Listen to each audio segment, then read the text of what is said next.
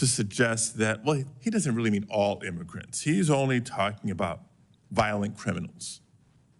Well, I wish I could believe that he's only committing to targeting violent criminals because we agree on that front. But pardon me if I'm skeptical, we've seen him. We've seen Donald Trump in the past and how he operates. Do you remember the Muslim bans he imposed early in his first term? And the family separations at the border that we witnessed for years? So I've seen enough to know that while he may plan to prioritize, in effect, he will be targeting all undocumented immigrants, which will inevitably include those without criminal convictions of any type. Now, previous administrations of both parties, we saw some stats being presented. It's been the policy of previous administrations to prioritize the deportation of those with criminal convictions. But what we're hearing from incoming President Trump isn't that. And look at who he is putting in these pivotal roles to help him execute. A loyalist in Christine Ohm at DHS, extremist Stephen Miller as Deputy Chief of Staff for Policy, and Tom Homan as border czar, who told undocumented immigrants through the press, quote, "You should be afraid," end quote. Dreamers, farm workers, that's the message. And he promised worksite raids to prosecute anyone who stands in their way. They're pushing an extremist agenda. On top of the fact that, like, separating spouses and ripping away children from their parents, citizen children from sometimes undocumented immigrant parents, isn't just cruel. It's not just morally wrong. Here's another very important reason why Americans should be concerned. For anybody whose vote this last November was motivated by high prices of food, of housing, of anything else, understand that the mass deportation Donald Trump is describing will be disastrous to our economy. Again, I'm not trying to justify those involved with criminal activity. We're on all the same page there. I'm talking about nonviolent criminal, undocumented immigrants.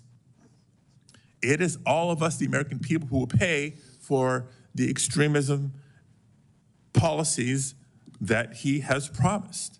Put aside the millions and millions and millions of dollars to find undocumented immigrants he may be targeting, to detain and to remove through the process of deportation. For a minute, don't even count on the funds that would be necessary to hire thousands of Border Patrol and ICE agents, let alone the cost of constructing detention centers and jails for this operation. Let's focus on the impacts to the economy for American families. Because the fact is, there are millions of undocumented immigrants living in the United States today who are working in industries critical to our entire economy. Undocumented immigrants make up nearly 15% of all construction workers, for example, and roughly half of our agricultural workforce. Again, if you care about the cost of housing, you care about food prices at the grocery store, you should be paying attention. Because if tomorrow Stephen Miller could snap his fingers and have his way, our annual GDP would drop roughly 6.8%. Imagine all the losses of the Great Recession and then still shrinking the economy another 2.5 points. So what does that mean for folks at home? It's simple. Any industry with a significant percentage of undocumented immigrants will have a harder time finding workers. And I know we've all been hearing from employers and business leaders for years now about their struggle already to find sufficient workforce. Stores will have a harder time keeping the shelf stocked. And yes, prices will rise and rise and rise. So hello, America. Get ready for a more expensive food bill when you're preparing next year's Thanksgiving dinner or next year's Christmas dinner. And if you've been saving up for years and years to try to buy your first home, get ready to wait even longer because construction will slow and prices will go up. So the next time we hear Republicans say that they support Trump's plan to deport waves of undocumented immigrants, let's be clear about what comes with that. Higher prices for American families. They're supporting the forced removal of millions of hardworking community members, 80% of whom have lived here 10 years or more. These are not recent arrivals. People who have lived here for years, if not decades. They're supporting fear and uncertainty in immigrant communities that will cause untold numbers of immigrants, no matter their status, to stay home from work, from school, from shopping. And they're supporting the punishment of over 5 million workers who Donald Trump's own administration declared to be, quote, essential to our economy. Essential workers who fed us and kept us safe during the COVID-19 pandemic. So if you agree with the spirit of at least that segment deserves better, then colleagues join me in supporting the Citizenship for Essential Workers Act, the essential workers that the Trump administration deemed critical to our nation's economy and security. Let's provide them with some legal status up front and a pathway to earn citizenship because we need them.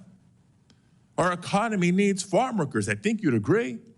Our economy needs construction workers, hospitality and transportation workers, healthcare workers, and students and innovators who help keep our economy and our country thriving.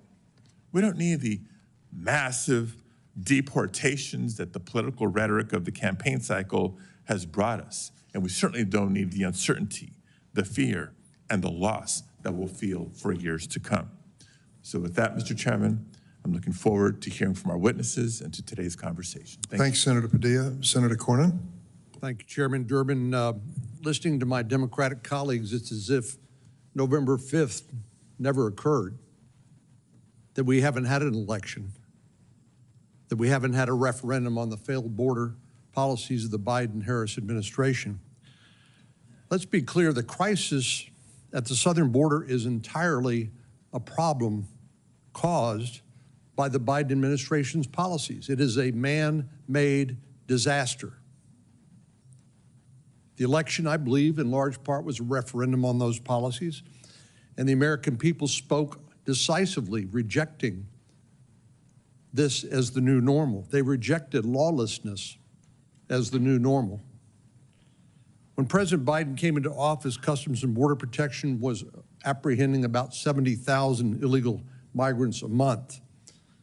President Biden came in and reversed virtually all of the Trump administration policies, including canceling our agreements with Mexico and the Northern Triangle countries to limit illegal immigration. President Biden also attempted to impose a 100-day moratorium on all deportations. By March, illegal crossings had ballooned to 170,000 per month, up from 70,000, and then climbed progressively higher from there. Then the president used his executive authority to implement new guidelines that made clear to illegal immigrants that DHS was extremely unlikely to take any action against them until their conduct became especially egregious. Even so, criminal aliens were able to get away with a lot before any action would be taken. Take, for example, the tragic case of Rachel Morin, a mother of 5 who was raped and murdered by an illegal migrant. Her killer crossed the border illegally in February of 2023. He was suspected of committing multiple crimes even before he took her life.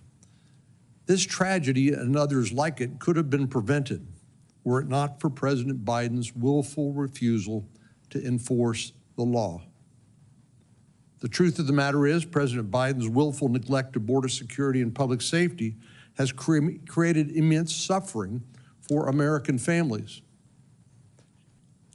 And his administration is fully responsible for the fact that we have to hold this hearing today.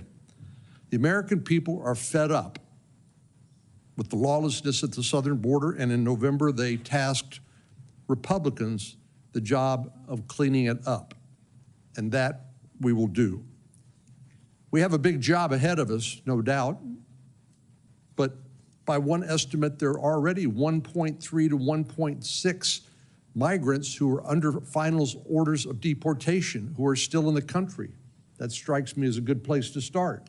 People who have been entitled to full due process and hearing in front of an immigration court and are under final orders of deportation. What are they still doing here? Well, it's because of the Biden administration's willful neglect of the law and enforcement. By my calculations, the Biden administration has released at least 3.6 million illegal migrants over the southern border. And during the same 4 years, Border Patrol recorded an additional 1.7 million gotaways. Those are people willfully evading law enforcement. As of 2022, more than 1 million illegal immigrants have received final orders of removal, but were still present in the United States, and that has now ballooned to about 1.3 million plus. As of July 21st, 2024, ICE, Immigration and Customs Enforcement, had more than 660,000 criminal aliens on its national docket. I look forward to doing what the American people voted for on November 5th, which is to restore the law and enforcement of the law as the new normal in America, unlike the last 4 years. And it's going to require us to do a lot of work to clean up the mess left by the previous administration's policies. We have to make it absolutely clear to prospective illegal immigrants that we will enforce our immigration laws. We will not accept illegal border crossings as the new normal. What we will accept is lawful, orderly, humane immigration policies. We are the most generous country in the world when it comes to naturalizing people coming to our country, roughly 1 million people a year. That's the right way to do it, not the way the Biden administration had it done. We will follow through on the orders of removal by immigration courts, and again, we will not accept lawlessness and criminality in the United States as the new normal. Thank you, Mr. Chairman. Thanks, Senator Cornyn. Today we welcome 5 witnesses. I'll introduce the 3 majority witnesses and then turn to Ranking Member Graham to introduce the 2 minority witnesses. Our first witness is Fode Toure. I hope I was close to pronouncing it correctly. Thank you. He is protected from deportation under the Deferred Action for Childhood Arrivals program, also known as DACA, created under President Obama. Mr. Toure now serves as an assistant district attorney in the city of Philadelphia. Our second witness is retired Major General Randy Manner, who served our nation in a variety of positions in the Pentagon and around the world for 30 years, including acting Vice Chief of the National Guard Bureau, in which he oversaw that important part of our military defense. Finally, we are joined by Aaron Reichlin Melnick, a senior fellow at the American Immigration Council, where he works to inform the American public about immigration policy and advance fact-based research into enforcement. Ranking Member Graham, would you like to introduce your witnesses? Thank you, Mr. Chairman. Our first witness is Mr. Art Arthur. He is a resident fellow in law and policy at the Center for Immigration Studies. Prior to joining the center in 2017, he served as an immigration judge, was Associate General Counsel of Immigration Naturalization Service. He served as staff director for the National Security Subcommittee on the House, Committee on Oversight and Government Reform, and counsel on the House Judiciary Committee. He is an expert on immigration policy. He has decided thousands of cases, has testified before Congress on more than 10 occasions. He received his JD from George Washington University and his bachelor's from the University of Virginia. Ms. Moran is here with us again. She is from Aberdeen, Maryland. She's retired, but currently works part-time as an office administrator for a church. She has six children, stay-at-home mom for 25 years, and homeschooled her children. She is mother of Rachel Morin, and she joins us today to share Rachel's story. Real quickly, Senator Cornyn mentioned this, but the man who stands accused of murdering Rachel was deported 3 times, is suspected of murdering a woman in El Salvador, where he came from,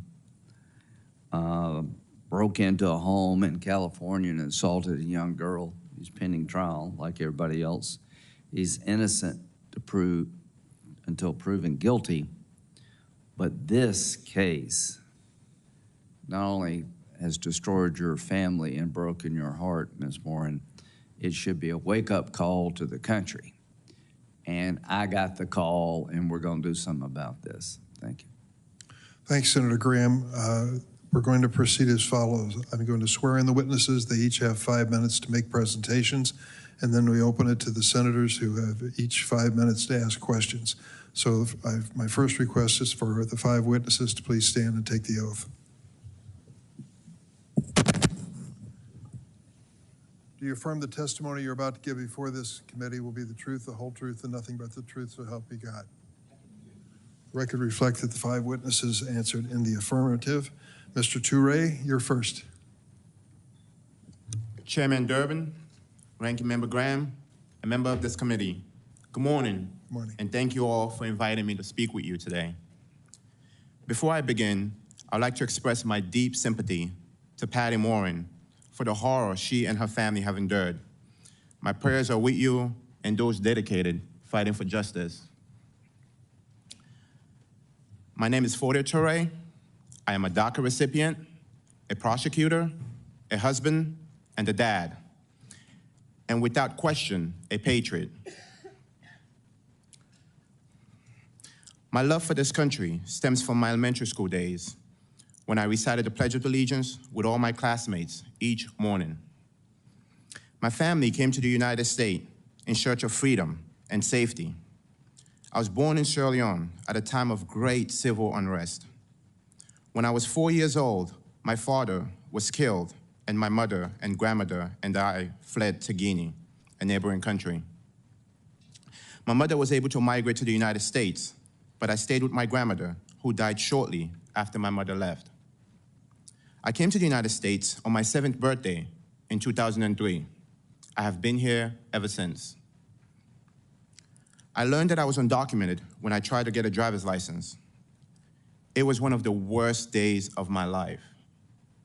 In 2012, I was thrown a lifeline when DACA was announced. Thanks to DACA, I was able to graduate from college and attend law school on a full merit scholarship. I now work full-time for the District Attorney's Office in Philadelphia.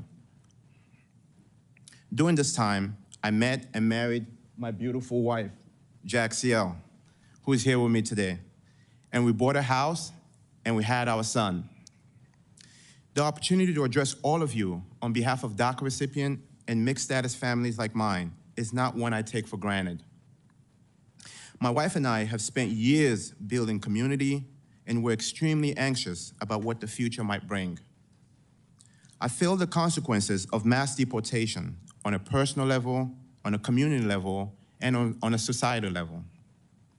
On a personal level, my wife is here, and I have no family in Sierra Leone to help sustain me. I'm currently the breadwinner in my family.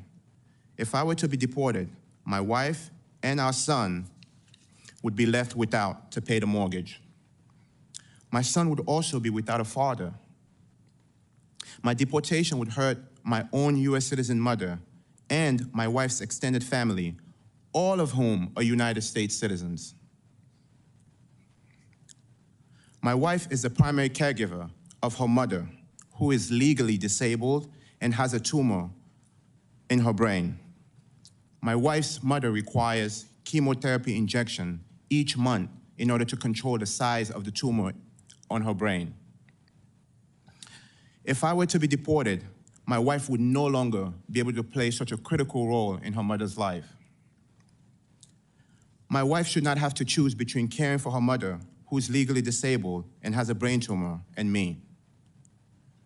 My brother-in-law should not have to choose between re-enlisting the Marines next year and risking his mother's health if my wife is not here to care for her. My brother-in-law has been serving in the United States Marines since he graduated high school. On a community level, my taxes help fund my community's road, school, and overall well-being. If I were to be ripped from my community, the taxes I pay would go with me. My wife and I are also devoted Christians with strong ties to our church. Finally, the people of Philadelphia would be hurt if I were to disappear. Victims of crimes whose cases I prosecute will lose an ally in their fight for justice.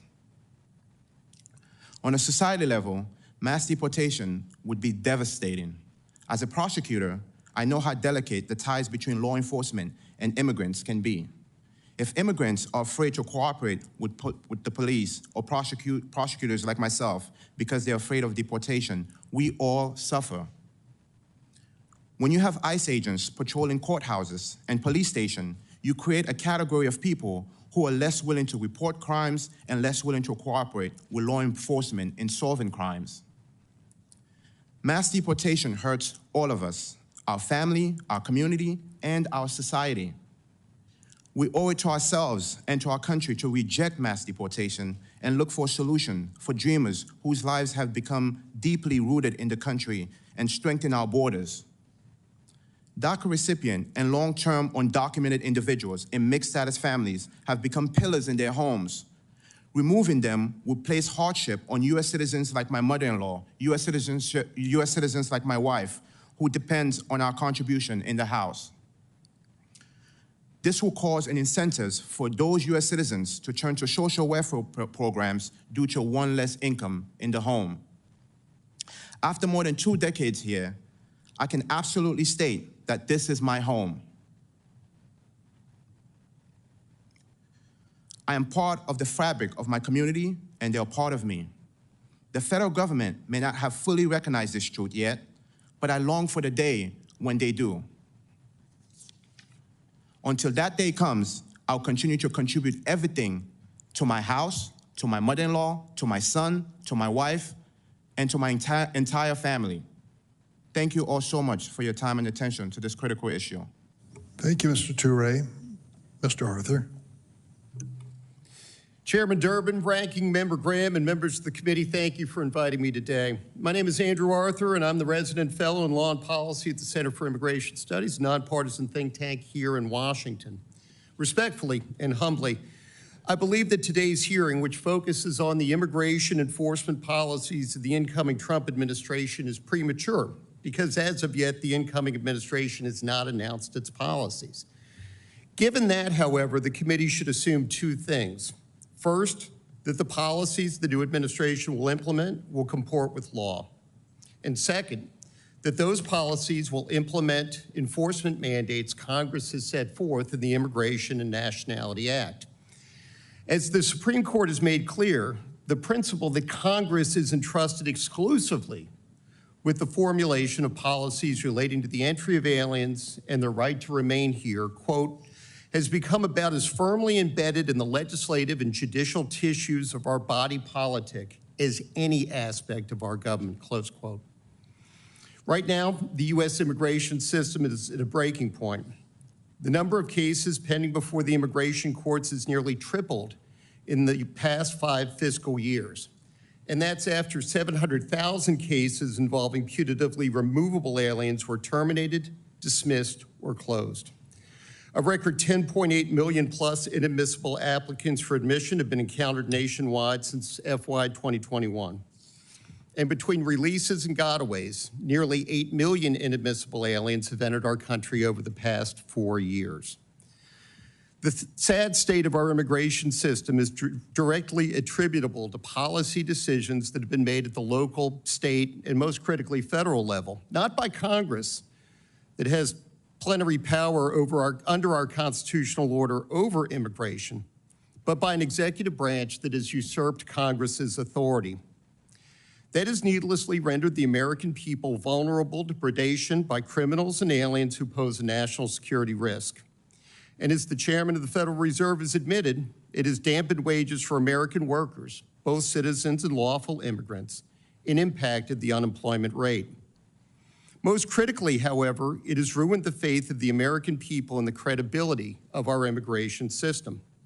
As Barbara Jordan, civil rights icon, former member of Congress, and at the time chairman of the U.S. Commission on Immigration Reform, told Congress in 1995, quote, "Credibility in immigration policy can be summed up in one sentence. Those who should get in, those who should be kept out are kept out, and those who should not be here will be required to leave," close quote.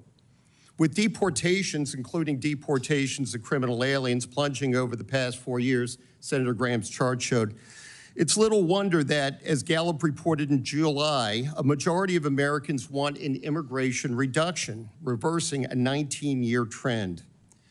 The law mandates that illegal migrants be detained, but that law has been ignored. The law mandates that alien criminals be removed, but that law has been ignored. And most crucially, the law mandates that foreign nationals who want to come here do so legally, but that law has only been honored in the breach. This massive migrant surge has allowed our elected officials to ignore the fact that 22.5% of working-age American men are out of the workforce, a 7.6% increase compared to just 2000, and 11.2% more than in 1960. Those non-working Americans are more vulnerable to addiction, disease, and, quote, deaths of despair, close quote. 2 weeks ago in the United Kingdom, Prime Minister Keir Starmer resolved to address the immigration source of such issues in Great Britain, and it's well past time that our government did the same. In his 1995 State of the Union address, President Bill Clinton explained, quote, "All Americans, not only in the states most heavily affected, but in every place in this country, are rightly disturbed by the large numbers of illegal aliens entering our country. The jobs they hold might otherwise be held by citizens or legal immigrants. The public service they use impose burdens on our taxpayers. That's why our administration has moved aggressively to secure our borders more by hiring a record number of new border guards, by deporting twice as many criminal aliens as ever before, by cracking down on illegal hiring, by barring welfare benefits to illegal aliens," close quote. Change the tenses, and that's pretty much what President Trump promised to do when he was candidate Trump on the campaign trail. Thank you. Truly appreciate the honor, and I look forward to your questions. Thanks, Mr. Arthur. General Manner.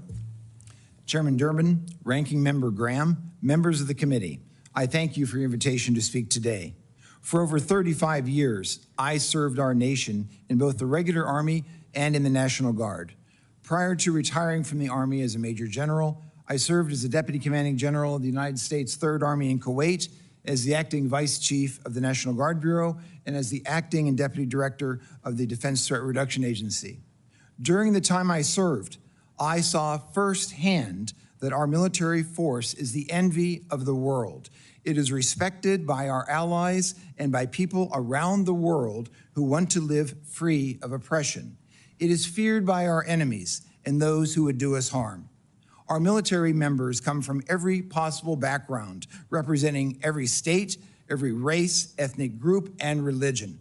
But when they come together in the military, they are molded together in a team expected to embody the values which make America great: duty, honor, integrity, respect, selfless service, loyalty, personal courage, and excellence.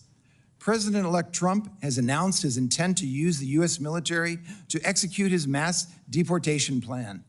I am gravely concerned that placing our military in this role could cause significant harm to both the institution of our armed forces and to service members themselves. There are 4 significant risks that I want to emphasize.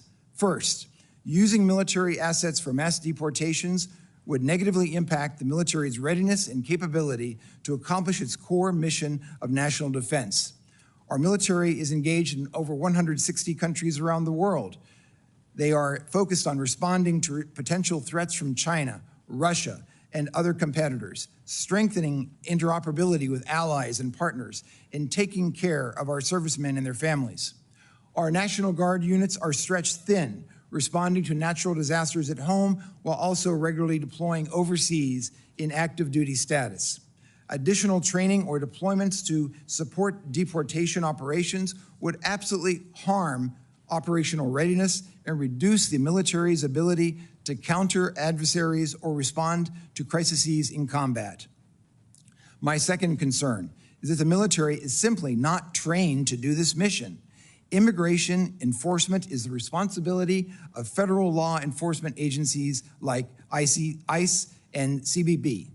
These agencies' personnel regularly interact with migrants and U.S. citizens. They are extensively trained in the appropriate application of immigration law, the protection of civil rights and civil liberties, and care of migrants in custody.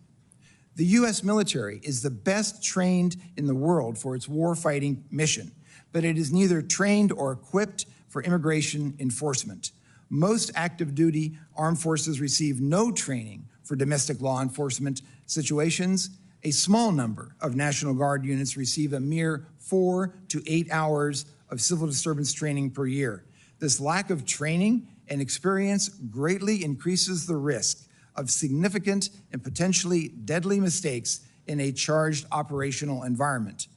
My third concern is the effect on recruiting, retention, and morale. The military is already facing its most challenging recruitment environment in 50 years. Involvement of the military in a politically charged domestic deportation efforts would only add to those challenges. It would separate service members from their families, their jobs, and their communities for extended periods of time in order to engage in a highly controversial mission for which service members would feel ill-equipped and trained. That's a recipe for disillusionment and a poor advertisement for potential recruits. Finally, involving the military in a politically charged domestic issue like mass deportation would erode public trust in the military. Americans trust our military because it protects all of us, regardless of our politics, from the possibility of foreign aggression. When the military is tasked with carrying out domestic policies that may be controversial to some, it undermines the foundation of that trust. That, in turn, will increase risks in morale, recruitment, retention, and readiness. And all of these impacts carry serious consequences for our national security. Gentlemen, for these reasons, and ladies, for these reasons, I strongly encourage any future presidential administration to keep immigration enforcement and our military separate. Thank you, and I look forward to our questions. Thanks, General Manner. Ms. Morin. Chairman, ranking members, senators, thank you for this opportunity to come speak to you. I really appreciate it. As you can tell from my introduction, I'm not a politician. I'm a mother. I raised 6 children. I have 25 grandchildren. I have 4 great-grandchildren.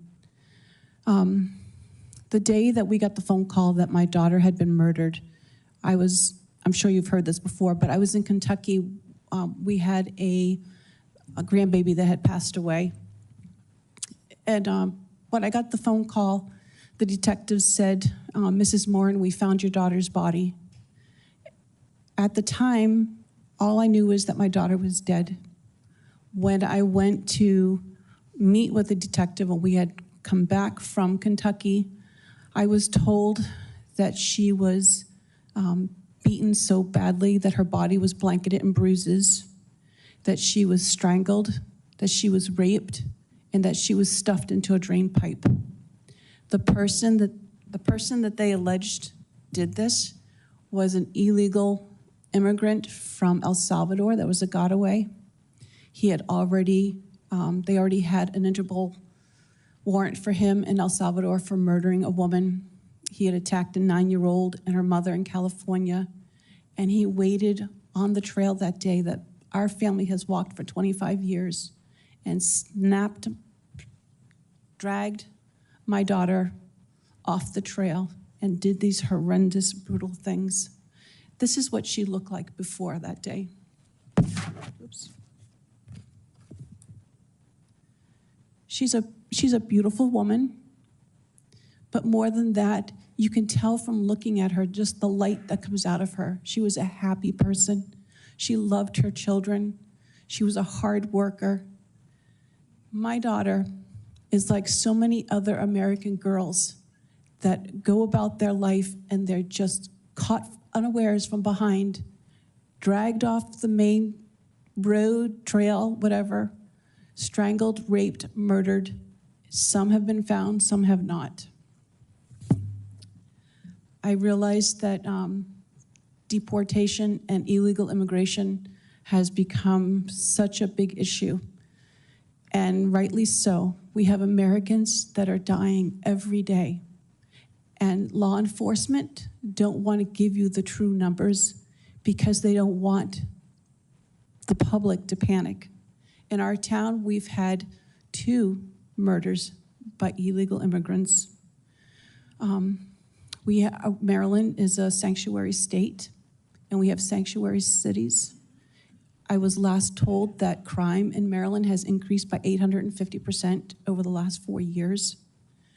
We have over 54,000 convicted criminals, illegal immigrants that are criminals in our country at this very moment. I think deportation is necessary. The American people should not feel afraid to live in their own homes. When I was 14 years old, and I don't know if anybody knows this, but when I was 14 years old, a criminally insane man came into my house, kidnapped me, made me walk 60 miles towards the Canadian border while raping me at night. I have some idea of what it's like to be a victim of a violent crime where law enforcement did not believe that they were going to find me alive. So I have some understanding of what my daughter suffered. And when I was at that funeral home and saw my daughter's body, because the case, the hearing's not until April, I can't tell you in detail, but I can tell you this one thing, that my daughter suffered so terribly in a very brutal and violent way. And these type of immigrants should not be in our country. And because we have open borders, and because everyone is allowed in, and because the law is not being carried out at the borders, if they had done a DNA swab, the 3 times they encountered this person that's allegedly accused of killing my daughter, they would have known that he had an Interpol warrant for murder in his country. We need to follow the laws that are already on the book. We need to close our borders. We need to protect American families. We need to protect our women and children, which are the most vulnerable in this country. And I do understand the economics that everyone is talking about. I do understand the military position, but I think that you should put American citizens first. We are the ones that pay your paycheck. We are the ones that pay taxes. We are the ones that believe that when you went into office that you were going to keep your word and that you were the man or the woman for the job at the time that would uphold our values. We are a constitutional republic for the people, by the people. We, the people, have put you, the people, into office.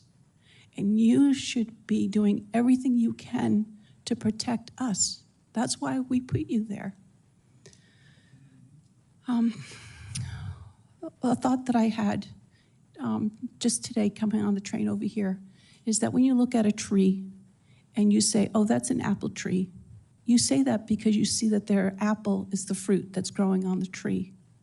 It's the same thing with a man's character. It's by your actions that a person knows what their character is like. And I think one of the reasons why 87% of Americans voted for Donald Trump is because they have seen the character by the fruit that President Biden and Kamala Harris have produced these last 4 years. Thank you. Thank you, Ms. Moran. Mr. Reichlin-Melnick. Chairman Durbin, Ranking Member Graham, and distinguished members of the committee. My name is Aaron Reichlin-Melnick, and I'm the Senior Fellow at the American Immigration Council. At the Council, we have long studied the population of immigrants in the United States and provide detailed estimates of their demographics and economic contributions on our Map the Impact website. Today, there are at least 13 million undocumented immigrants in the United States. President-elect Trump has promised a mass deportation campaign with the stated intent of rounding up and deporting every single one of them. So who are they? Well, most have been here for at least 15 years, having entered before the Obama administration. Over 4.8 million people have been here for 25 years or more, with no path to permanent legal status, no line for them to stand in. Most undocumented immigrants have spent decades living, working, and putting down roots, all at constant risk of deportation. Nearly all are either employed or attending school. Some have permission to work legally. Most do not, putting them at increased risk of exploitation. They are farm workers, meat packers, cooks, waiters, construction workers, factory workers, delivery people, home health aides, nurses, teachers, artists, writers, musicians, entrepreneurs, and yes, even lawyers. Undocumented immigrants are also more than their jobs. They are parents, spouses, partners, brothers and sisters, grandparents and grandchildren, loved ones and friends to millions of US citizens and permanent residents. 5 million US citizen children have at least one undocumented parent. In an average public school classroom of 25 children, at least 2 have an undocumented immigrant parent at risk of deportation. While President-elect Trump talks about targeting criminals, over 90% have no prior criminal record whatsoever. Of the small minority that do, the most common prior convictions are traffic offenses or immigration offenses. Efforts to ramp up deportations would sweep in tens of thousands of people each year who have no or minimal criminal legal system contact. We know this because this is what happened during the first Trump administration. When there were no enforcement priorities, everyone was an enforcement priority. And the single largest group of that increased arrests under the Trump administration was people with no criminal record. Beyond splitting families apart, a mass deportation campaign would be a costly mistake for American taxpayers. When we account for the enormous capital investment, infrastructure, and hiring necessary to arrest, detain, process, and remove 1 million people per year, we estimate that mass deportations would cost $968 billion in total, enough to instead construct 2.9 million new homes or fund Head Start for 79 years. Mass deportations would also cause economic chaos. As millions are expelled, the US population and labor force would shrink. So too would the economy. Prices would rise in sectors with significant undocumented workforces. Building, maintaining, and repairing houses would become more expensive, as would groceries, restaurants, travel, and childcare. Every American would feel the pinch of inflation.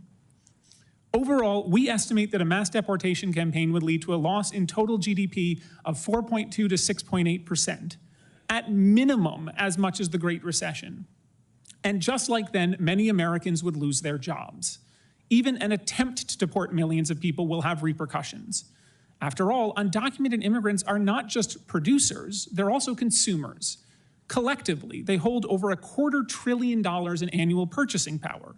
If millions are deported or otherwise forced to leave, American businesses will close not just from a lack of workers, but also from a lack of customers. A large-scale mass deportation campaign will also increase exploitation while it is carried out.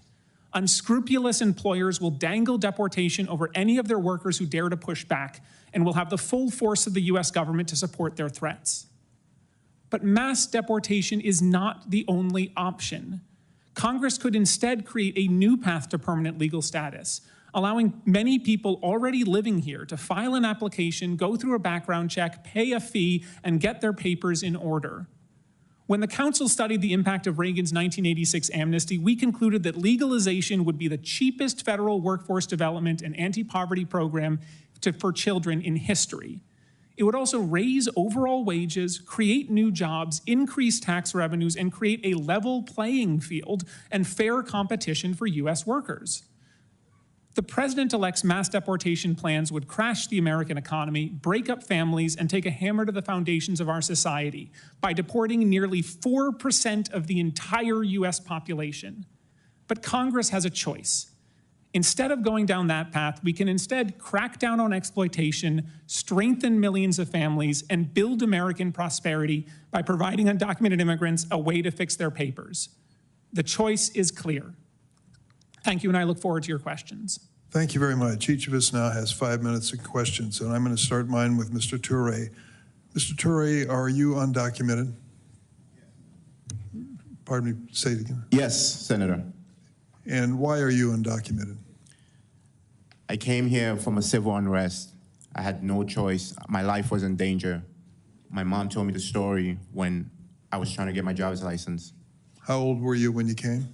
I came here when I was 7 years old. What do you do today? I'm a prosecutor. I represent victims of crimes and go after heinous people that have committed crimes against the Moran's family.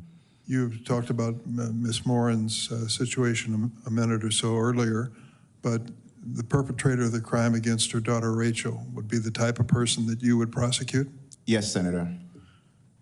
I think there is a fundamental difference we're being asked to acknowledge here. Is there a difference between Mr. Toure and the animal who attacked Ms. Moran's daughter? Of course there is. This man for a living is prosecuting criminals. This other individual is a clear criminal with a record. When we say massive deportation, should we consider them the same because they're both undocumented? Let me ask you this, Mr. Reichlin-Melnick. Most Americans, when you talk about the cost to the government in billions of dollars for this deportation, are going to say what most of us would fundamentally say, keep me safe. I don't care what the hell it costs. So is it realistic, if we're talking about a massive deportation, for us to be looking at federal budgets for financing? I think it's important for people to understand that ICE already goes after people with criminal records all the time. And in fact, that has been the priority of the previous 2 to 3 or more presidential administrations, and is what Congress sets. So the overwhelming majority of people who would be the targets of a mass deportation campaign do not have criminal records. They are people who have been living otherwise law-abiding lives in this country, living, working, and in many cases paying taxes. So you estimate, at least in one publication here, that the cost of massive deportation would be $316 billion? At a minimum. In fact, if you look at it over the course of an 11-year operation, it could be as much as $1 trillion. And that's for conducting sufficient arrests, detaining immigrants en masse, legal processing, and removal for those 4 categories. That's right. And we're looking at hundreds of billions of dollars to carry out a deportation of 4% of the U.S. population. So if you want to do a massive deportation to get Mr. Toure out of this country, you're talking about a massive amount of money that has to be spent. Enormous sums. And we hear from General Manner the impact it could have on our National Guard and military if they are given this responsibility. Have you taken that into consideration? We weren't even able to account for the costs of the military, so you should consider our estimates to be conservative. The actual costs would likely be significantly higher because there are so many factors that we couldn't even attempt to estimate. You're right. To carry out over 13 million arrests in a short period of time would require somewhere between 220,000 and 409,000 new government employees and law enforcement officers. Nearly impossible given current hiring challenges across law enforcement agencies. Could you explain that? Well, right now, ICE only has about 8,500 officers in the entire agency, and less than 1,000 are assigned to fugitive operations, whose job it is to go out into the community and arrest people. But because the overwhelming majority of undocumented immigrants have no interaction with the criminal justice system, they have no criminal offenses, that means that to arrest them would require going out into the community, finding them, and rounding them up. And in order to do that would require an enormous investment in personnel, far beyond any law enforcement operation ever conducted in the United States history. So if we are determined to remove Mr. Toure, the prosecutor from Philadelphia, from America, and send him back to Sierra Leone or someplace like that, you're talking about massive amounts of money. If we are to focus on the truly dangerous people in this country to make sure that they are removed, and should be, that is a lesser amount, for sure. That's right. In fact, if you look at data on ICE's own data, non-detained docket, which has already been cited by several members here, that is looking at about 1.2% or less of people who have any sort of serious violent offense. And of course, the resources involved there would be much smaller than trying to deport 13 million people. Making a priority the dangerous people who are in this country or those who are here illegally and could be dangerous certainly is a much different assignment than saying massive deportations. Thank you, Mr. Melnick. Senator Graham. Does anybody disagree with the following statement? America has a right to limit how many people can come into our country. No. Nobody disagrees with that. Good. Mr. Toure, very successful life. You have much to be proud of. During the 4 years of the Trump administration, were you ever, anybody suggest you should be deported? Thank you, Senator, for the question. No. Okay. Do you support deporting the 1.2 million people who have been through the system, have a final order of removal? Do you support them leaving? Senator, I'm a prosecutor. I go after. No, I didn't ask you if you're a prosecutor. Do you support them leaving? I support people that have committed serious crimes. Do you support the people who have gone through the system, been denied, had their day in court, final order removal? Do you support them leaving? If you have as a prosecutor, as a rule of law person. If you have committed a serious crime in this country, that's not the question. So is it your belief that every non-criminal in the world can come to America? No. How many people want to come to America that are non-criminals? Probably hundreds of millions, and I understand why. It's a great country. So my point is, if you're not willing to say that we're going to deport you after you've had your full day in court, you're facing a final order of deportation, we're going to incentivize people to come forever. Mr. Melnick, is that right? How many people did Ronald Reagan provide amnesty to? Estimates are roughly 2.7 to 3 million. How many illegal immigrants are in the country today? I said roughly 13 million, although we don't know the exact I would say estimates. that the last thing we want to do is give amnesty to people here now because we'll be overrun. Mr. Arthur, would you describe the last 4 years as mass illegal immigration coming to our borders?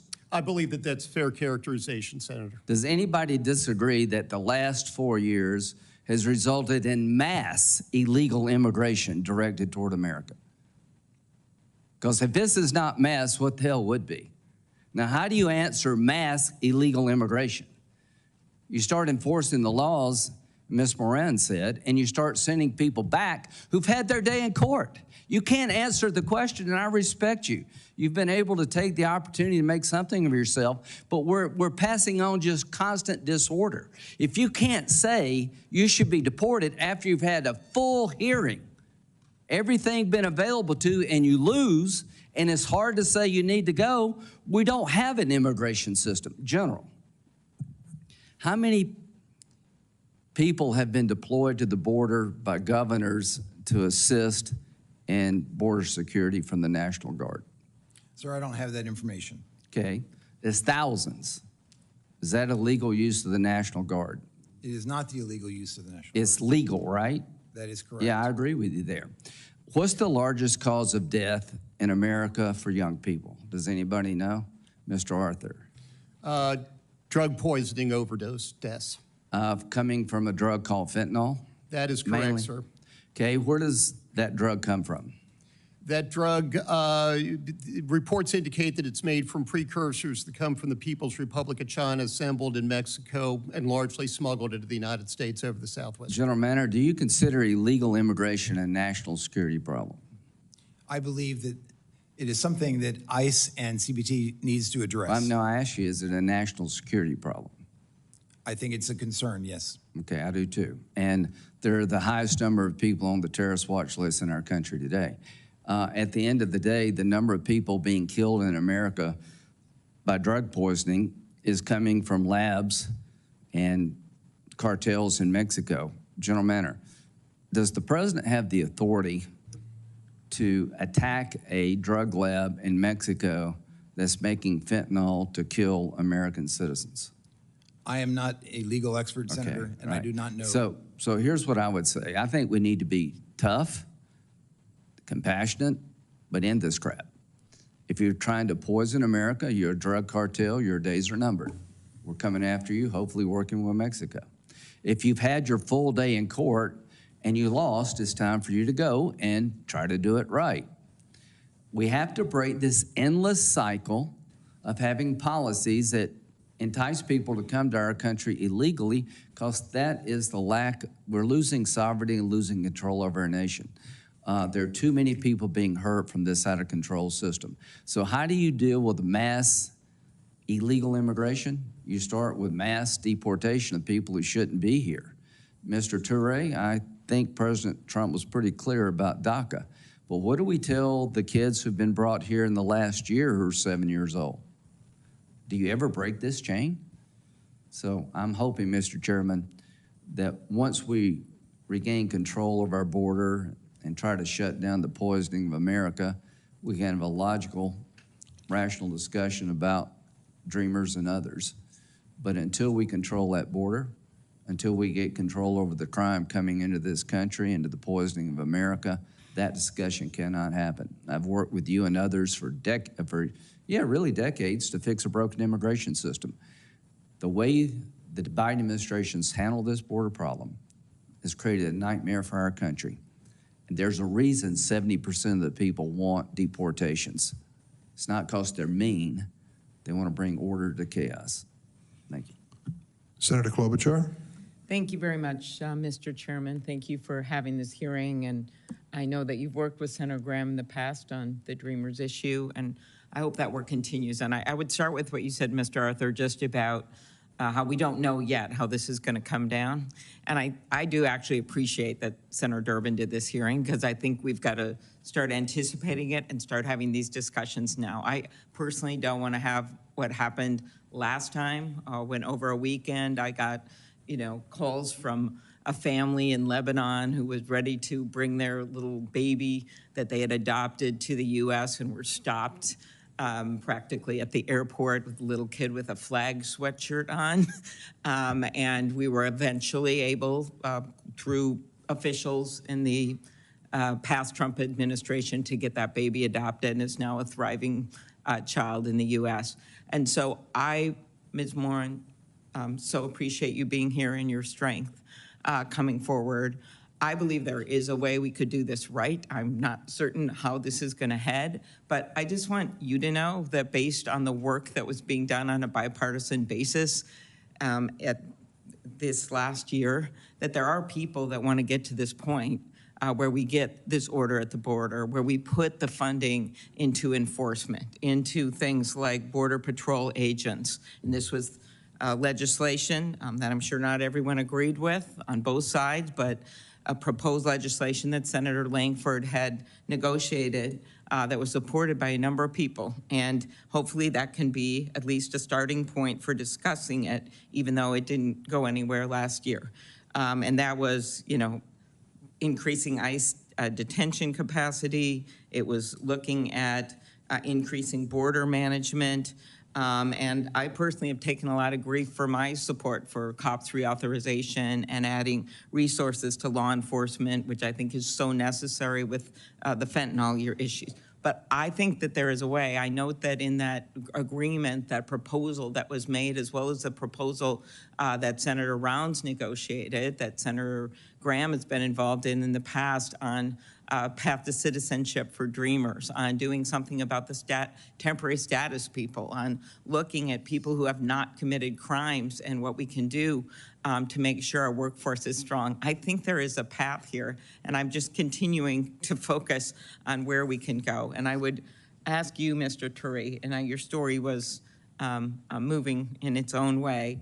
You've lived in the U.S. for 21 years. You're now married to an American citizen, have an 18-month-old son who's also a U.S. citizen. And I watched the president-elect's interview on Meet the Press this weekend, and he did talk about working with Democrats on the Dreamer issue, which I appreciated. But at the same time, then he talked about The only way not to break up a family is you keep them together and then you send them all back. I'm not certain he meant that with Dreamers, but what would happen to your family if you were sent back? I mean, my family would face serious consequences. As I noted in my testimony, my wife is a U.S. citizen. Our entire family are U.S. citizens. Not only would this impact me on a personal level, but it would impact the U.S. citizens that have built their lives around me.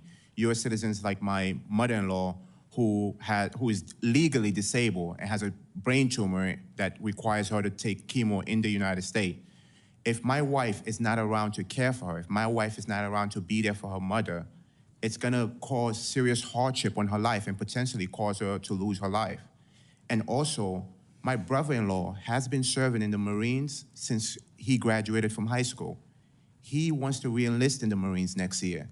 However, he has to choose between the love for his country or the love for his mom and come back home and take care of his mom. So not only is this impacting me on a personal level, it's impacting the people around us that have built their life around me.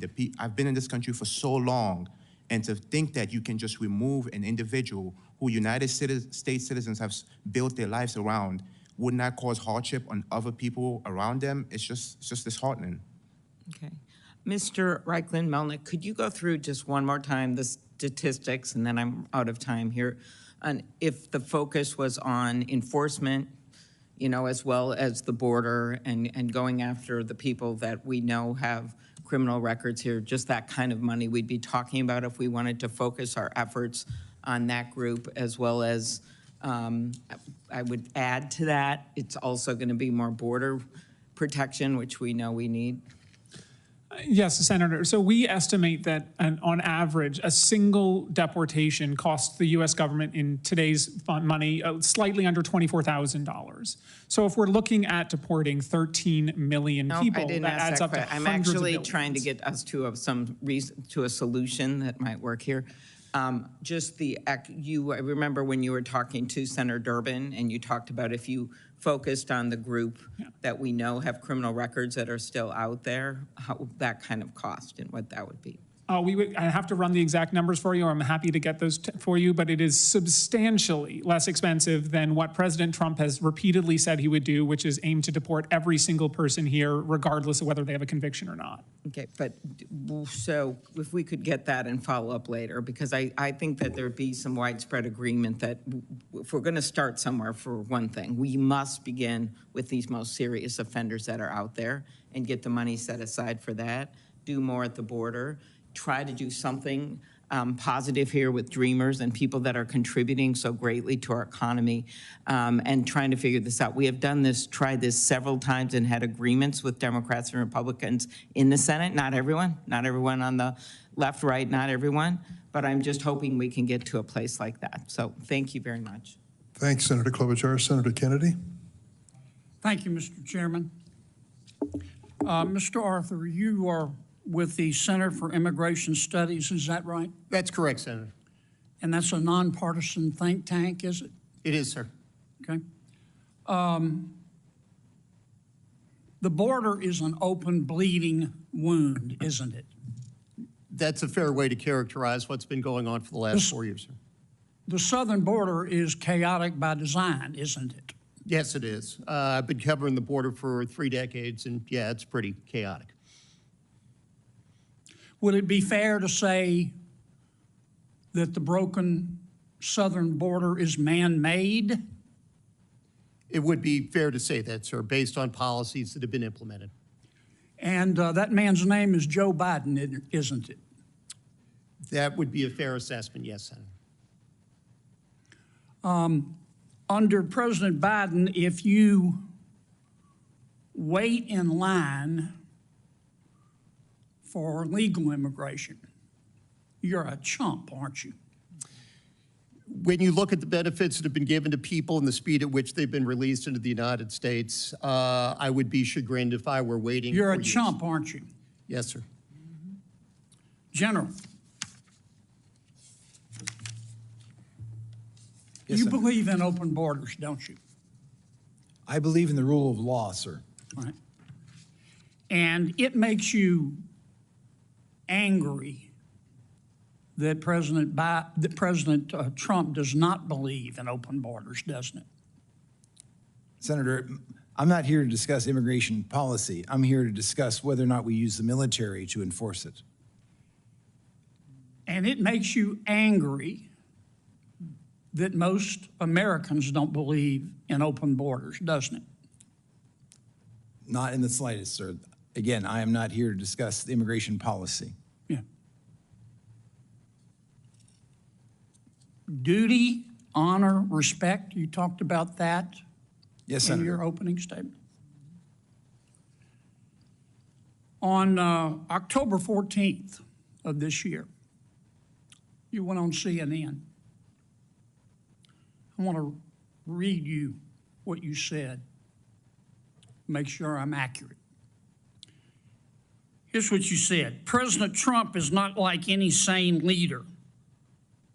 I'm very proud of General Milley for saying that President Trump is a total fascist. To Bob Woodward, if he, as chairman of the Joint Chiefs, is calling the president a fascist, I'm so proud of him for breaking that barrier.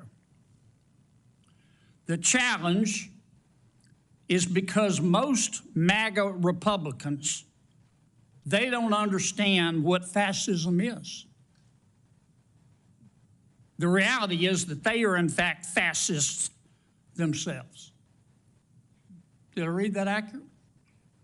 Senator, I am happy to discuss my personal perspectives with you separately at any time. That's not the purpose of the hearing today. Did I read that accurately? I believe so, yes. Yeah. You think you're smarter than the American people, don't you? Absolutely not, Senator. I am here to discuss the use of the military as part of this mass deportation. You think you're more virtuous than the American people, don't you, General? Senator, I am insulted by your comment. Duty, honor, and respect. You talked about that in your opening statement, didn't you? Yes, sir. Ms. Moran said, I wrote down her words. She said, by their actions, you know what someone's character is like. You agree with that? Senator, for 35 years, I served my country with absolute honor and distinction, and I will continue to do so. You agree with what Ms. Moran said? Of course. Mr., got a few minutes left. 23 seconds.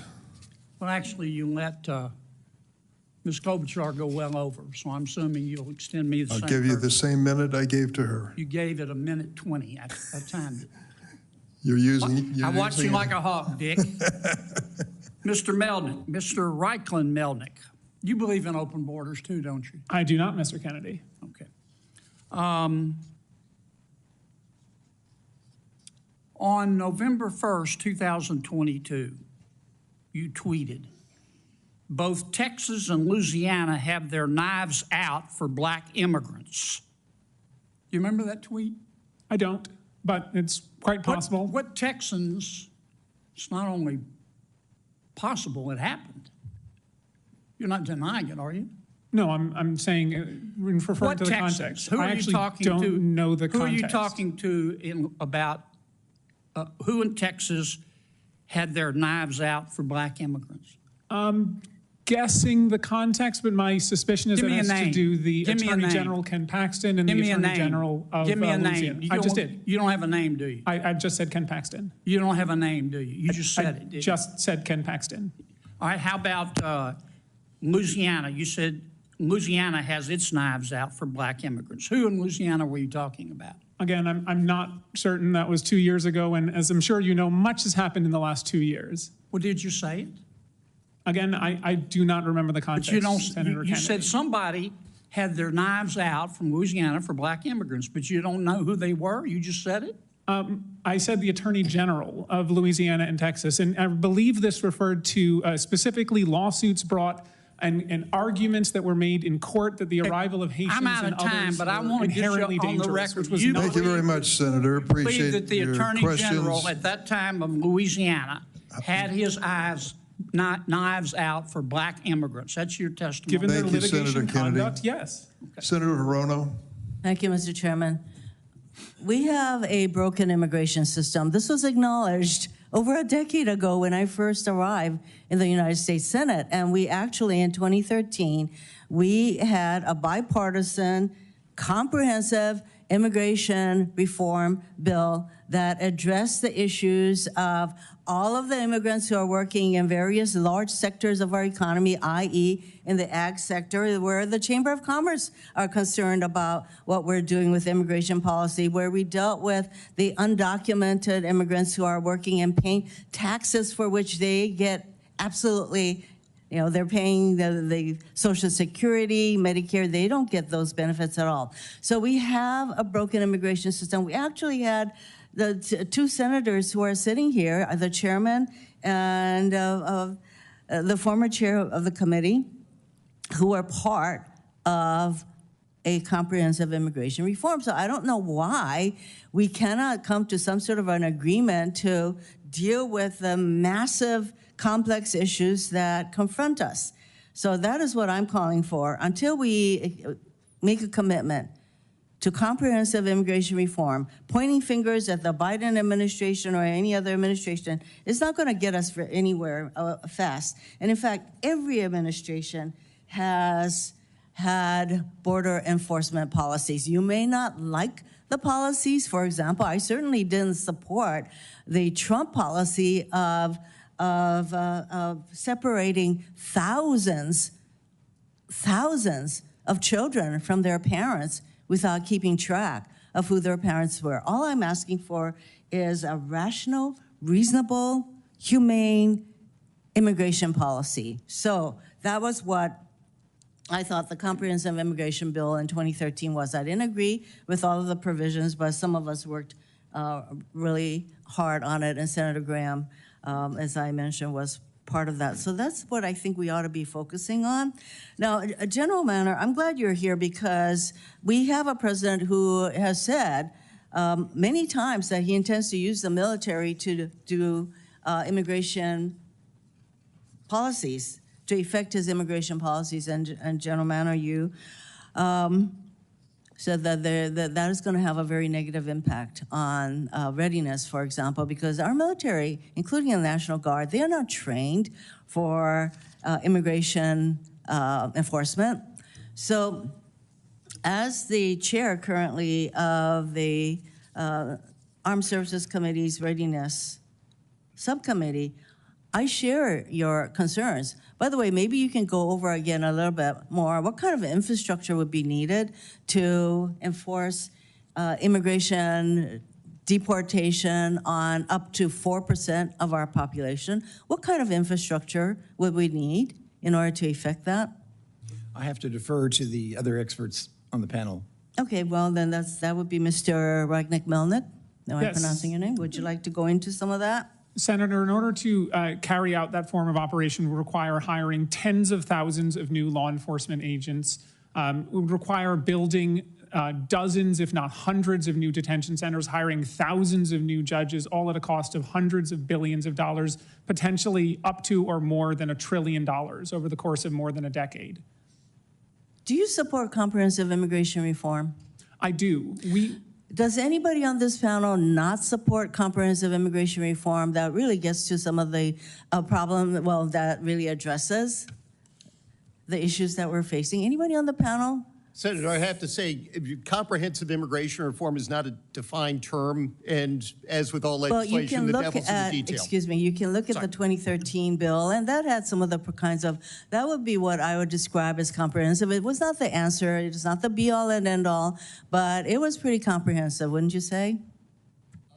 I was actually on the bench at the time that bill was introduced. I was an immigration judge and not involved in legislation. Well, it was, trust me when I say that, it was about as comprehensive immigration reform as we have managed to do in over a decade at this point. And that's more, I think, what we need to do. And I don't think there's anybody here who supports something called the open borders, because as I said, every single administration has had border enforcement policy. You may not agree with all of that. I don't think there's anybody sitting here who supports open borders, whatever the heck that means. But we all know that we need to have border control. We need that. But what are we going to do about the 11 million to 13 million undocumented people here who are very much a part of our community and the fabric of many, many communities, not to mention that there are U.S. citizens that are part of their families? And are we going to start busting them up? What's that going to do? So, you know, before we start throwing out all kinds of so-called solutions, I think we need to think about what are we going to do to have a rational, reasonable immigration policy, and that's what I'm calling for. Thank you, Mr. Chairman. Thank you, Senator Rono. Senator Blackburn. Thank you, Mr. Chairman. Thank you to each of you for being here today. Ms. Morin, I am so sorry for your loss. I know that's been a very difficult time for you and your family, and this truly is a season of sorrow for you all, and I recognize that. I find it so interesting. This open border policy that we've seen is not a compassionate policy. I've talked to people that work with human trafficking and sex trafficking, and what is happening to women and children is abhorrent. And we all are fully aware of that. Mr. Chairman, I appreciated your remark that we should deport those that are truly a danger to Americans. I think that's accurate. I don't think there's anyone would disagree with that. We've all seen the uptick in violent crimes, such as Ms. Morin and her family have experienced. And this is the reason I reintroduced my CLEAR Act this year, which would enable local law enforcement, when they apprehend someone who's in the country illegally, to detain them and then call on ICE to deport them. And then the federal government have to repay that local law enforcement agency for what they've spent in that apprehension, that detention. And we should pass this bill today. And that would be a good thing for this committee to be doing this last week. Pull it up, put it on the hotline, and run it. Is there anybody on this panel that disagrees with deporting criminal illegal aliens? Raise your hand if you disagree with that. Everybody agrees those that have committed crimes against our citizens should be deported. Mr. Arthur, I want to come to you. Talk for just 1 minute about why it is important that we empower local law enforcement to carry out the job that the federal government has not done. Well, you actually heard Mr. Reichlin-Melnick talk about how few ICE enforcement removal officers there are.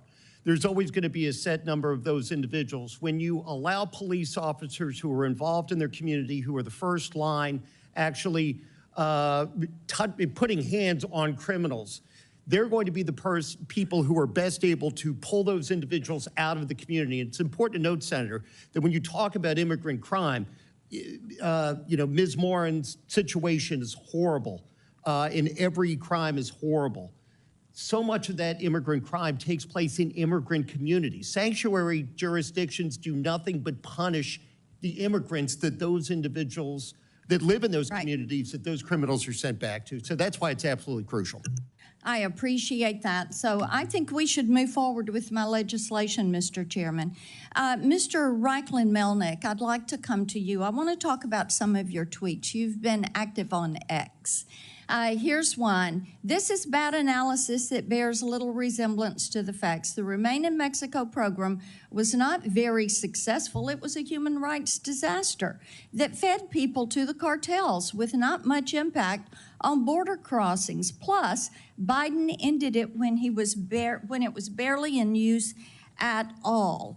So That's correct. let's talk about that. So do you still believe that Remain in Mexico was not very successful? It wasn't. In fact, it was one of a suite of programs that went into effect in 2019, about 4 or 5 different ones over the course Do of you about 8 believe months. it was a human rights disaster? Yes, and I can tell you the stories of the women sent back by the United May States I to please Mexico tell who you were stories raped in of Mexico because of that. People that were raped along the way, people that have been And we sent them back to those and drug traffickers. dealers, Remain and in drug Mexico dealers. gave Okay. people to the cartels, and we turned our eyes away from them. Remain in Mexico was successful, and we all know it. Now, let me talk It to was you not. about another tweet that you put up.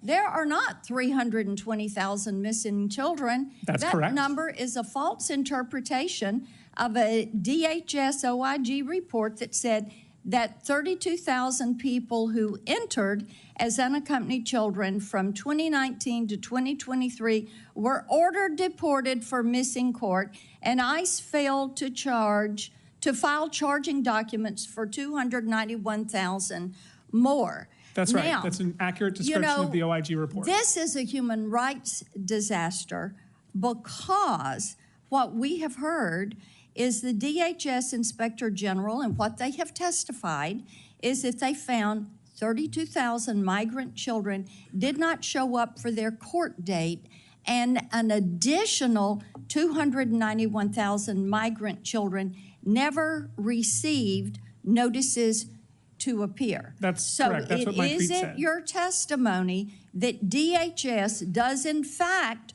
know the whereabouts of every single one of these 320,000 children, and they're just not telling people where these children are?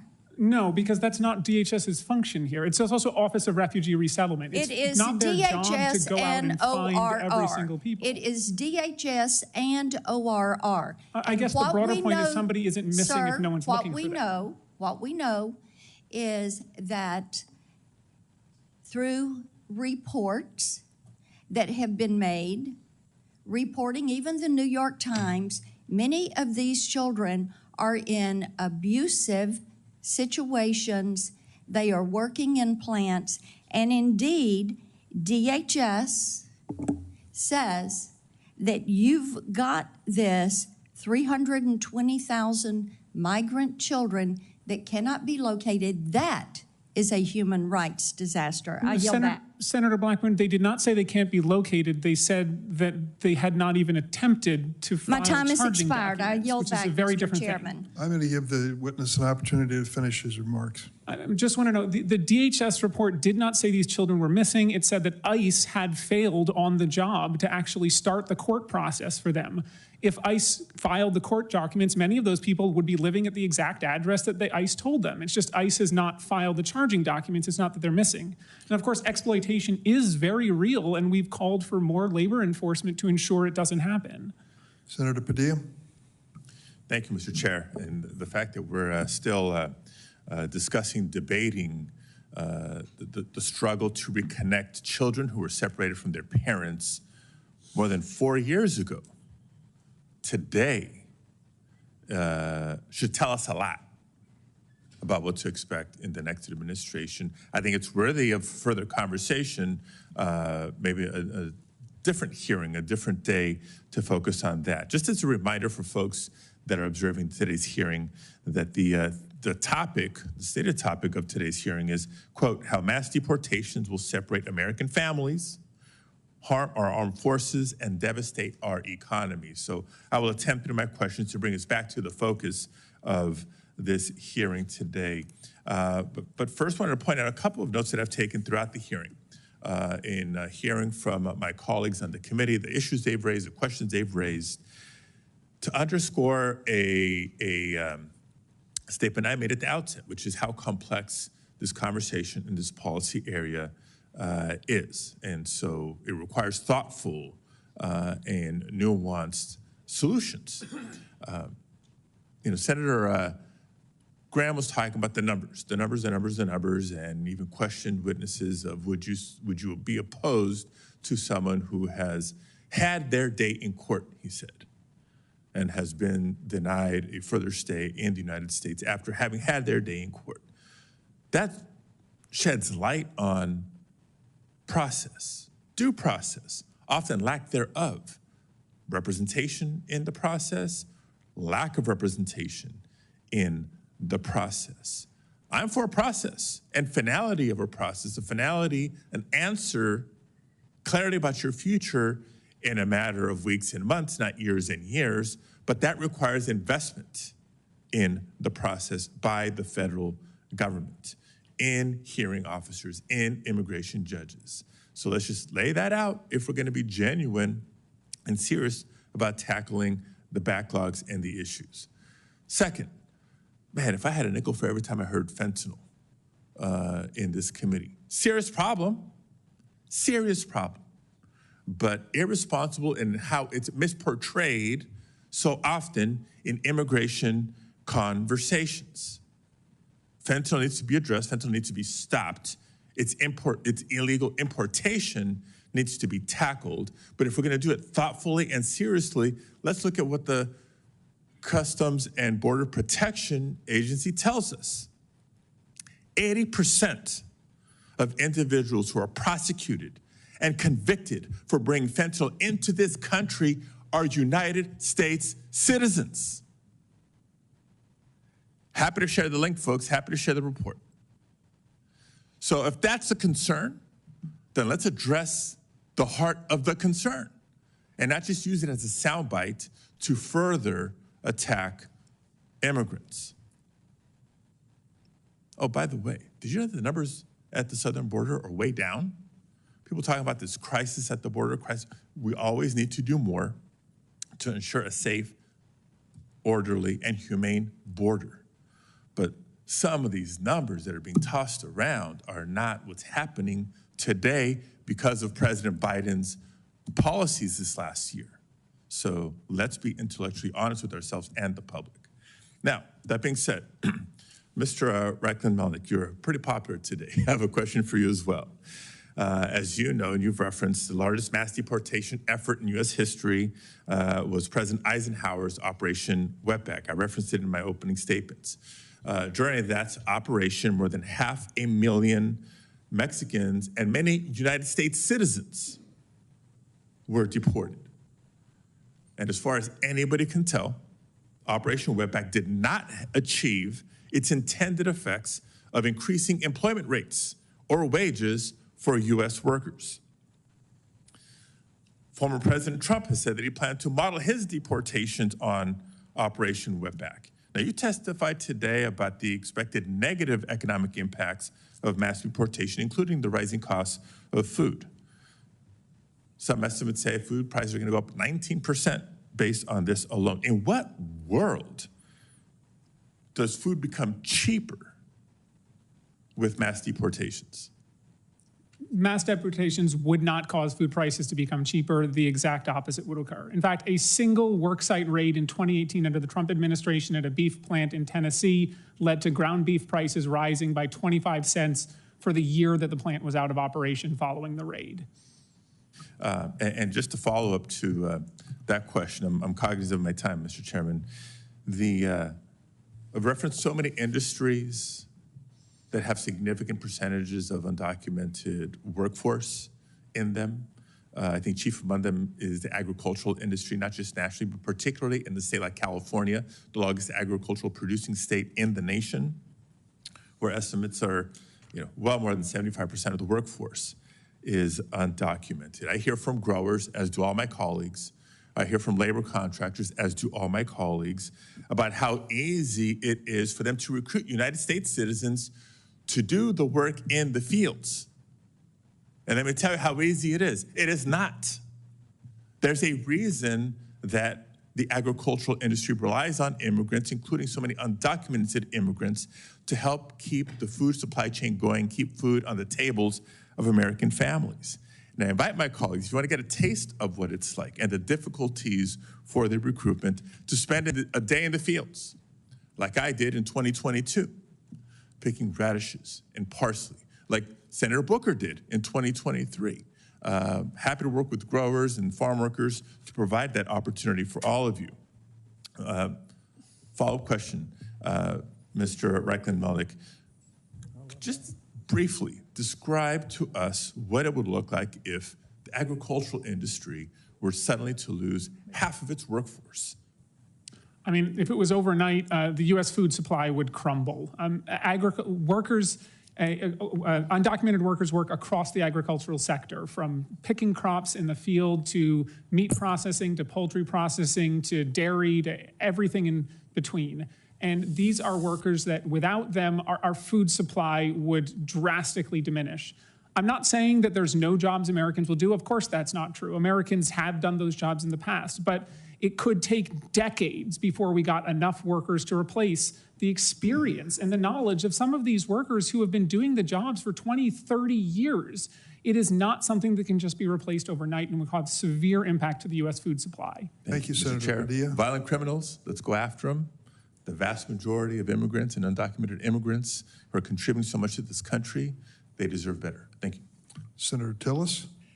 Thank you, Mr. Chairman. I want to paint a picture of the crisis at the border and what the incoming administration has to deal with.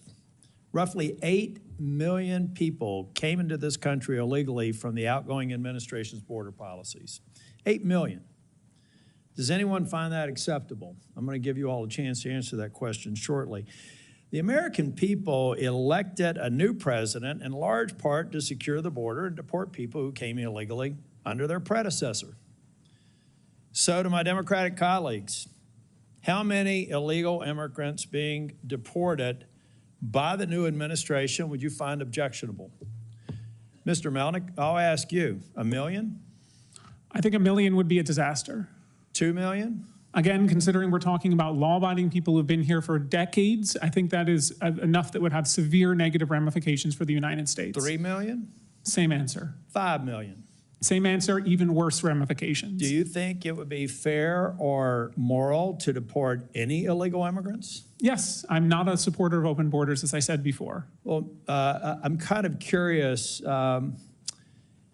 what your position was back during the Obama administration when that's exactly what he did. I'm not reading what Trump intends to do. I'm reading exactly what President Barack Obama did when he came into office and deported nearly 5 million people, or in excess of 3 million people. So at that time, were you involved politically or in this space at the time that Obama was here? How old were you back then? I was a graduate of law school and was working at the time. Were you opining on deportations at that time? I was not. Do you believe that President Obama made a grave, horrible, inhumane mistake by deporting those folks? Well, it wasn't 5 million people. That came in under the Bush administration? It wasn't 5 million people. When we're looking at it was over 3 ICE million, deportations. so let's not split hairs. Actual numbers are closer to 1.5 internal ICE deportations. And there but you as said well, that it was depends on the immoral. portfolio. So you said President Obama was immoral and inappropriate to deport those million people. Is that what I heard you say? There were many people that were deported yes, under his question. administration You that should can't not have been. Yes. Look, I don't normally get into these antagonistic sorts of discussions here, but it needs to be said because you just a month ago said at the turn of the century, Jim Crow was legal, lynchings were at their highest level in the U.S. history, women couldn't vote, the infant mortality rate was 165 per 1,000, and the average life expectancy was 47. And we also had quasi-open borders. That part wasn't bad. So let me tell you what I tell everyone who comes in this room and has the polarizing testimony, sir, that you have had. You're a part of the problem. I'm a part of a group of people here who have said, as the president did, incidentally, on Sunday, he believes there should be a path for dreamers. We're demonizing President Trump for something he may or may not do, but he has said to his Republican base, he believes that there should be certainty for dreamers. He's also said that we have to have a secure border. And as long as the border is not secure, people like me who try to treat people who are in the state that they are here with respect and understanding some of the issues that Mr. Padilla brought up, you cause people to go into their corners and get nothing done. That is why Chair Durbin has not been able to fulfill the promise on dreamers every single year he's tried for the last 20, because people like you make it impossible to have let me finish, and then I'll let you speak as long as the chair wants to, have a rational discussion about it. Because if we don't secure the border, I can't get a path to citizenship for the DACA population. If we don't secure the border, I can't get Democrats and Republicans to come together and give certainty to the dreamer population. Are there any dreamers in the room? Raise your hand if you are. All right. Well, this is a part of the problem, ladies and gentlemen. You have an incoming Republican president who just said as late as Sunday that he's prepared to give you certainty. But we have people here demonizing him for asking the reasonable question of, can't we all agree that we need to secure the border? So if you are sincerely, I don't know how you make your money. I don't care what your political motives are. But number one, I would really appreciate it to say, if you would go out on social media and say that the President Obama did a horrible disservice to those people he deported, and he's as wrong-minded as every other Republican who said we've got to secure the border, deport people. Because you can't have one being okay and the other one not being okay. And if you don't come to the table and recognize in a world where, yeah, 100 years ago, it was probably safe to have a quasi-open border because the world order was changing and we emerged as a world leader. But today, we have terrorists that can fly from the Middle East, land in Mexico, and come across the border in less than 24 hours. We're not living in Ellis Island anymore. We've got a problem that can't be solved, and people like you are creating more obstacles to people like me who are willing to take hits from my own party to satisfy what people like Donald Trump want to get done. Thank you. May I respond? No. Thank you, Senator. It's my time, so I'm going to speak. First of all, I want to thank all of the witnesses. I think we're actually going to start making progress on securing the border and on a sensible and humane policy. I want to thank folks from the immigrant community and dreamers who I know are here and acknowledge my respect for the contributions you've made to our country, and I don't want to lose the benefit of that. As I've listened to my colleagues, I think it's not that complex. Number one, I think there is agreement we have to have a secure border. You can't have a country that doesn't have a control over its border. Second, I think there's broad consensus that criminals who are here should be deported. Ms. Moore, I just want to acknowledge, as we all have, the incredible life you've had, the loss of your daughter and your own experience. People who do that, they shouldn't have gotten in and they shouldn't be here. And if they are here, they should be in jail. Third, we have the question of people whose status has been determined, but it took so long for that status to be determined, in many cases years and years, that they've become an integral part of their community and they put roots down here and they haven't committed a crime. This is where we don't have consensus. There's a view among some, and I think the President-elect Trump has this view, that if you are here illegally, no matter how long it took for that adjudication to occur and no matter what your roots are, then you should go back. Senator Graham was indicating a view that if you've been adjudicated, fair is fair and you should go back. There's another point of view, and that is that if you have been here and we had a system that didn't adjudicate in any kind of timely way, and you have been working, I'll put it in very specific terms, on a farm in Vermont for 7 or for 8 or for 9 years, and you become a contributing member to the community and the economy. There's another approach one could take where you might pay a fine, you might have to make amends for the fact that you came here illegally, but there'd be an acknowledgement of the contributions you've made, the roots you've established, and what the harm to the community would be. And that certainly would be the case in Vermont, just speaking about agriculture.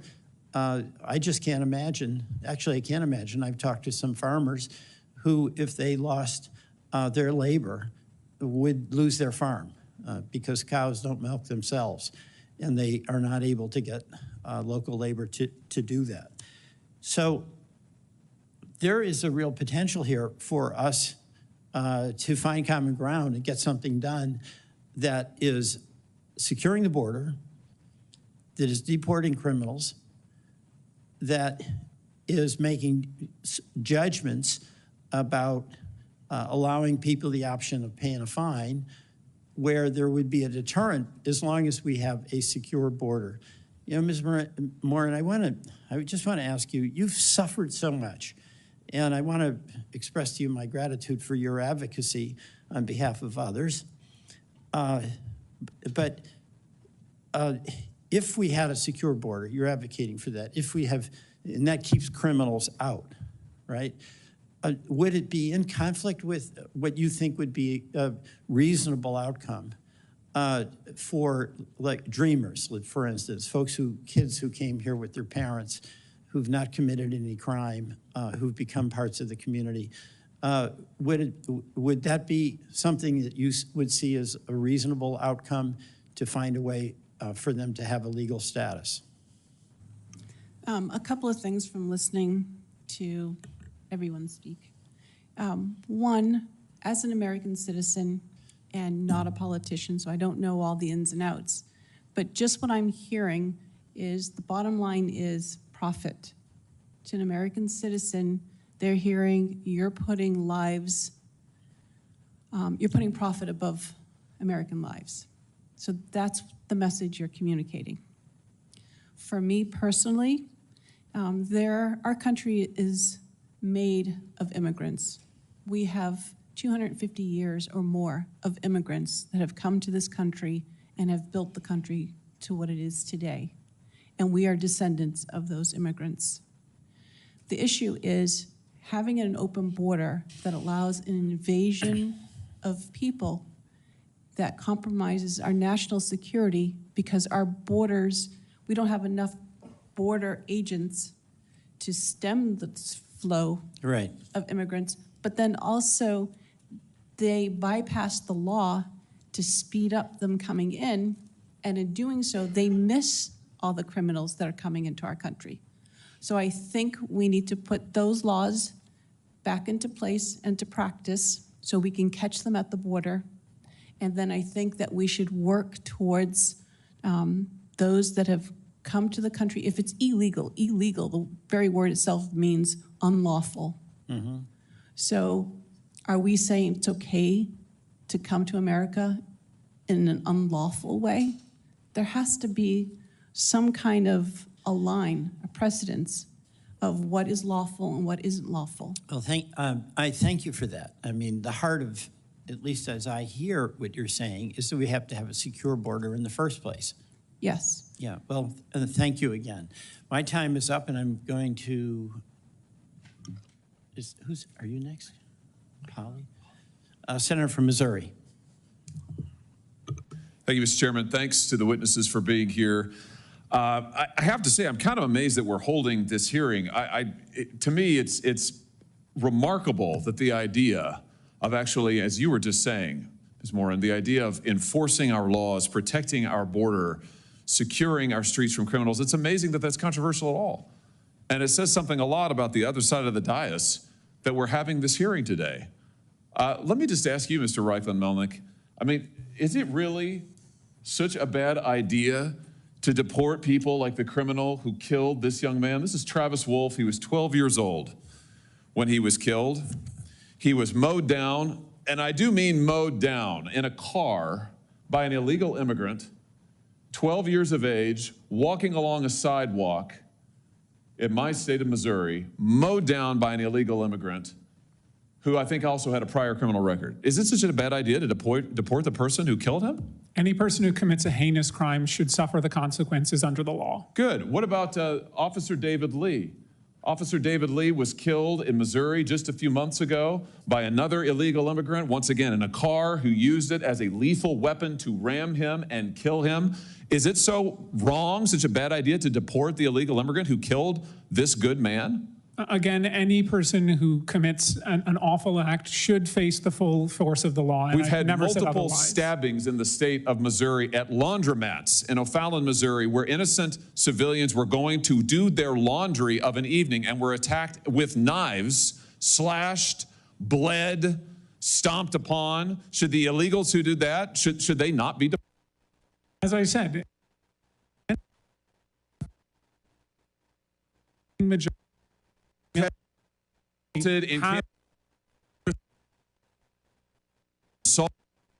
immigrants over one. We saw this legal immigrants deported. They should face the consequences. Are a very small the population that President Trump is promising to deport. Well, let's talk about the rest people. of the people who you don't want to be deported. You said in an article that you wrote recently, new report shows devastating costs of mass deportation. You wrote this in October. Do you remember this piece? Yes, that is a summary of our report. That we so in this piece, and it's also in your written testimony, you talk about how much the economy will lose if the United States actually enforces our immigration laws and deports folks who are here illegally. And I want to quote you now. You say some industries would be particularly hard hit, including construction, agriculture, and hospitality, which can 1.5 million workers.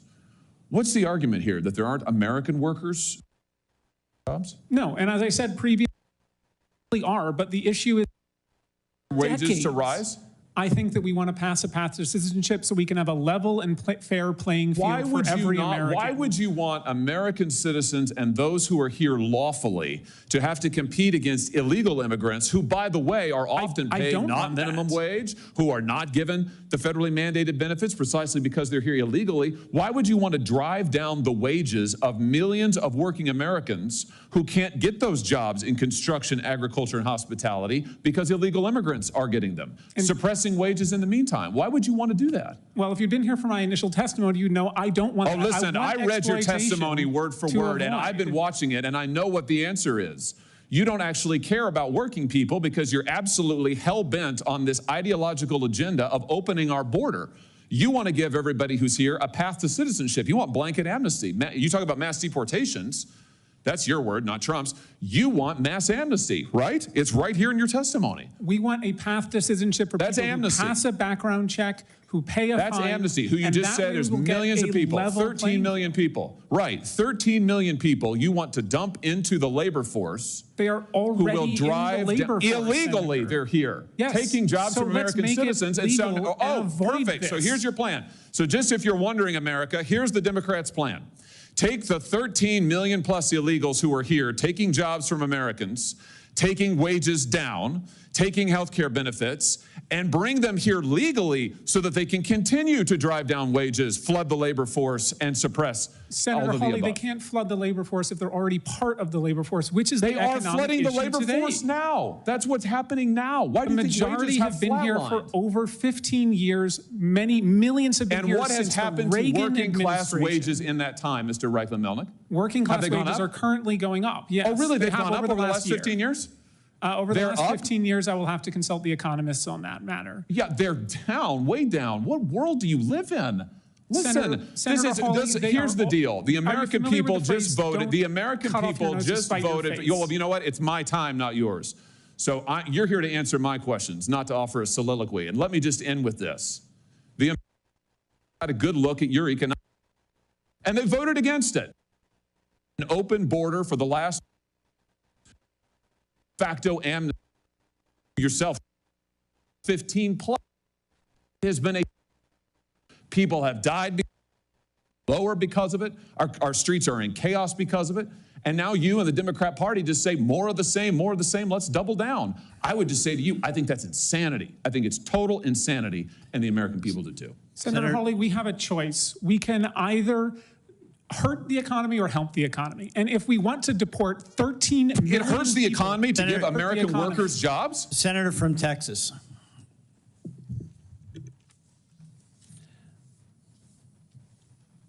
Elections have consequences. For the last 4 years, we have seen the most radical experiment in open borders this nation has ever seen.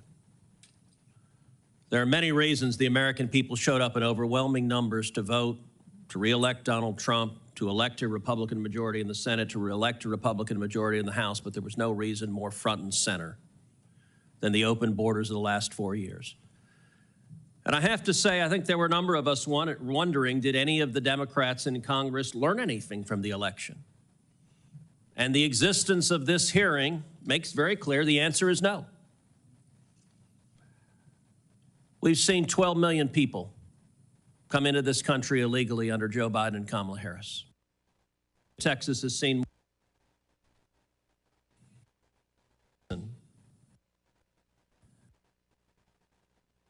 Democrat for over a read this election. When your home is invaded by 1 million people, it changes your voting patterns. Every single day, we have seen Americans murdered. We have seen women raped. We have seen children brutalized by criminal illegal aliens released deliberately by Joe Biden and Kamala Harris. The numbers are staggering. According to ICE, as of July 21st, 2024, nearly 650,000 criminal illegal aliens were currently on ICE's non-detained, had been released, wondering of those 16,000, have been convicted of homicide. You want to know what mass deportation? Those 14,000 better pack their bags right now. Because with a new administration, we're going to arrest you and we are going to deport you. 20,061 have been convicted of sexual assault. Now, I want you to ask of my Democrat colleagues, and it is striking that virtually none of them are here. That is reflected in their conduct because they are silent and putting their head in the sand as to the human tragedies. But what resident of what blue state says, you know what, America's better off with 20,000 rapists being released into this country? 105,146 have been convicted of assault. I would ask my Democrat colleagues if they were here, why the hell today does the Biden administration not go and arrest every one of these criminals and deport them? What rational world says America's better off with more criminals? And these are not just statistics. Ms. Moran, thank you for being here. The country grieves the loss of your daughter. Your daughter was beautiful. She was a mom who I know loved her kids. And she's not with us today. She was raped and murdered because this administration chose to release a violent criminal into America. Your daughter should still be alive. And every one of these victims should still be alive. Laken Riley, a name that the Democrats on this committee can't bring themselves to utter, should still be alive. And in my hometown of Houston, Jocelyn Nungry, I've gotten to know Jocelyn's mother, Alexis, very well. Ms. Moran, like you, Alexis is incredibly brave. I cannot imagine the pain. I'm a father. To lose your child, no parent should have to bury their child. Children should bury their parents, not the other way around.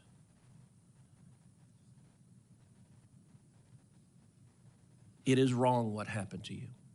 But I want to say to you, thank you for having the courage to tell Rachel's story. I would understand if you just curled up in a ball and cried. But, and I'm sure you have wept a lot of tears. But thank you for having the courage to tell Rachel's story. And I want to say, if there is anything that is a mandate from this election, it is to end this insanity, stop these murders, stop these rapes, stop these assaults, protect our citizens. And Ms. Moran, I just want to give you the opportunity at the end of my questioning to share from your perspective why this matters, why we should stop releasing criminals into America. In order to prepare for this hearing, I was actually looking at statistics over the last couple of days. And most of the rape and murder statistics by illegal immigrants are actually against children. Yeah. And to me, that's astounding. I don't know how many people here have children or grandchildren, but can you imagine your 7, 8, 9-year-old daughter being forcibly raped by a stranger, sometimes multiple times?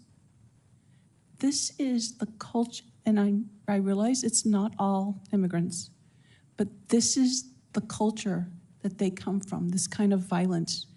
They grow up in it in their countries. To them, it's just part of what they've known for their lives.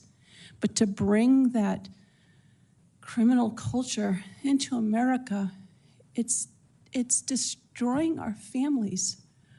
I know of women in my hometown that have come up to me because they know I'm Rachel's mom and say to me, some guy just ran up behind me and tried to pull me down to the ground. And if it wasn't for the fact that I could fight him off and run to a store to call the police, I might not be here. And in one incident, that man had attacked 7 other women. Wow. Why are we allowing this? And then the women and children that are raped, and because they're so ashamed of what's happened to them, how they've been so violated, they don't say anything. So the numbers are grossly underestimated, I believe, as far as the crimes that are happening in our country. Thank and you. I think we need to stop this. Thank you very much. Thank you very much. I appreciate all the witnesses appearing before the committee today. There are obviously many questions asked about the mass deportation proposal of the president-elect. As I said earlier, I listened carefully at the Meet the Press yesterday, and I believe the magnitude of that statement is growing in the mind of the president-elect.